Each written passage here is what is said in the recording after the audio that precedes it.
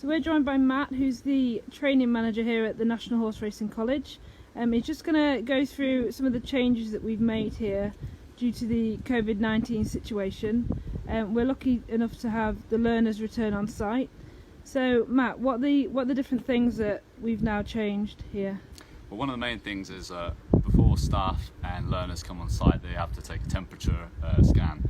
It's an infrared thermal reading which will indicate whether our temperature is normal, and it will come up with a green light, which we're going to quickly show you now how to do. If, for instance, it did come up negative or it came up too high and it was red, we then ask the person to go and get a test.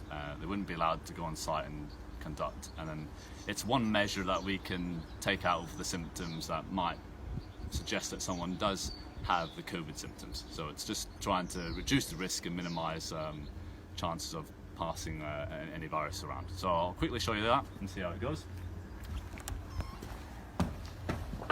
As you can walk in, we'll just do our hand sanitizer, and as you can see here we have our thermal reader that scans our temperature. I have to do a graceful bow at it, which is about 5 to 10 centimetres. And as you can see there, it's come up with green and saying my temperature is 36.6. I'll then sign in, let them know the temperature that I have in the reading.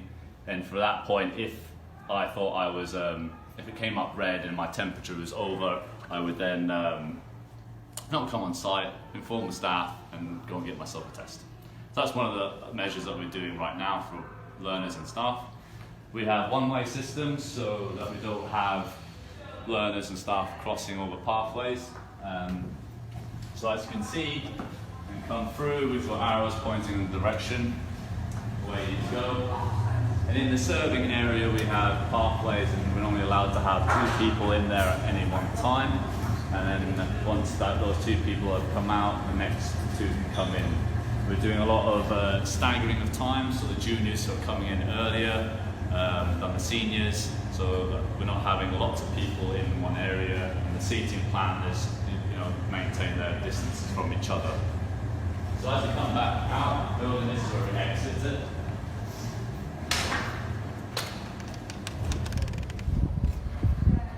So again, the residential side where the learners, they all have their hand sanitizers in there, and there is also a thermal temperature scanner in there, so the learners, first thing in the morning before they come on the yard, they take their temperature. So again, if there's anything to worry about or concern, we can sort it out.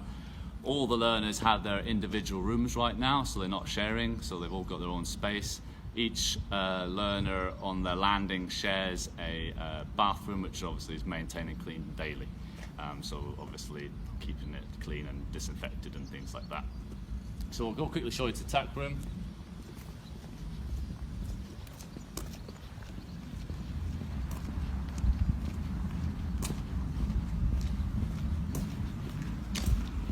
As you'll see, we have a lot of hand sanitizer stations where we put around the building with, cleaning your hands. So as we put in the risk assessments, every time we come into a new location with the yards, we're going down into a new space and making sure we're regularly washing our hands.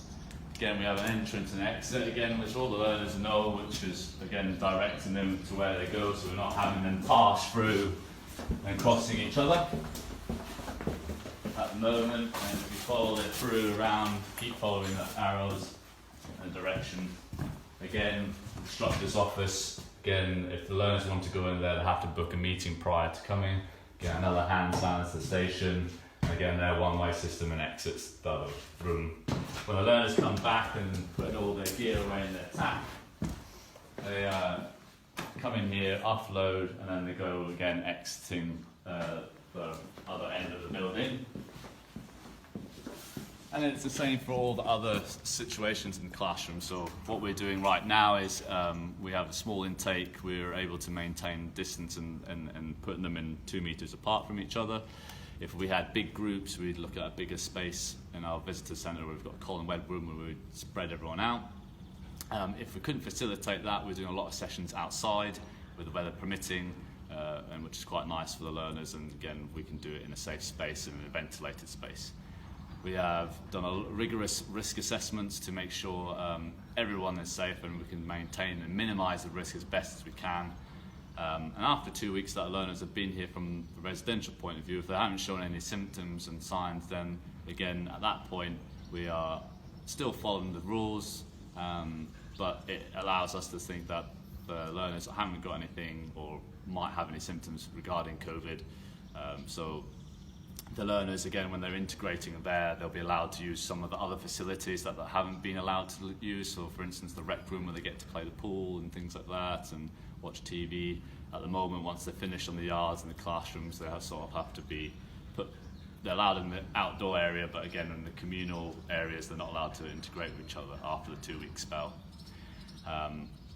After that, for every time we get the new intake in, we have to follow the same procedures, and at the moment we're not allowing any learners off-site. So once they're here, they're stuck, unfortunately, but we do provide a service to shop for additional items if they need it for washing, food, or little things that they'd like additional for their stay.